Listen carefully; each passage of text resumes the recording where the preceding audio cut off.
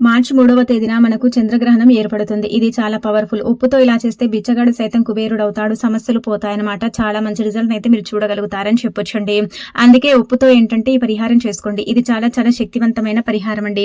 ఉప్పు గురించి మనం ఎంత చెప్పుకున్నా తక్కువే కదా! ఉప్పు అనేది అతీత శక్తివంతమైనది. అయితే ఈరోజు పౌర్ణమి గ్రహణం ఉంది కాబట్టి ఒక రూ. 10 పెట్టి మనం రాళ్ళ ఉప్పు అంటే కల్లుప్పు, దొడ్డుప్పు, రాక్ సాల్ట్ అంటాం కదా! ఆ ఉప్పుని ఇంటికి తెచ్చుకోండి. ఉప్పుని ఇంటికి తెచ్చుకుంటే ఏమవుతుందో తెలుసా? ఐశ్వర్యం కలుగుతుందండి. అంటే కొంతమంది అనుకోవచ్చు ఉప్పుని తెచ్చుకోగానే ఐశ్వర్యవంతులు అయిపోతారంటే ఒకటేసారి ఏం కారు, మెల్లిమెల్లిగా అవుతూ ఉంటారు. అలానే కాకుండా ఉప్పు ఇంటికి తెచ్చుకుంటే మంచిది. ఉప్పుతో దిష్టి తీసుకోవచ్చు. ఇది మన పూర్వీకులు కూడా చేసేవారు.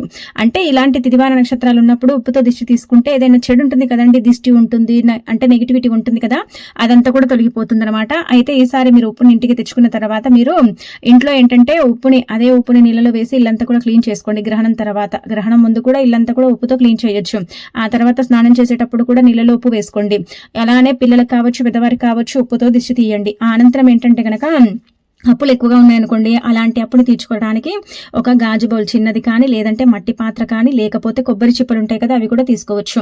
అలా తీసుకున్న తర్వాత అందులో మీ చేతితో గుప్పెడంత ఉప్పుని పోయండి. చిటికెడంత కుంకుమ, పసుపు, అలానే కాకుండా ఒక రూపాయి బిల్లును పెట్టి రాత్రంతా కూడా మీరు ఏంటంటే గనక మీ ఇంట్లో పెట్టుకోండి. వంటగదిలో కూడా పెట్టొచ్చు, లేదంటే పూజ గదిలో కూడా పెట్టొచ్చు. ఇదంతా కూడా అందులో పోసేసిన తర్వాత అప్పులు తీరాలి, అప్పులు ఇచ్చే స్థాయికి వెళ్ళాలి, మేము కుబేరులాగా మారాలని సంకల్పం చెప్పుకొని రాత్రంతా ఉంచి తెల్లారిన తర్వాత దాన్ని తీసుకెళ్లి రావి చెట్టు మొదట్లో కానీ, లేదంటే గనక వేప చెట్టు మొదట్లో కానీ పెట్టేసి వెనక్కి తిరిగి చూడకుండా వచ్చేస్తే చాలండి.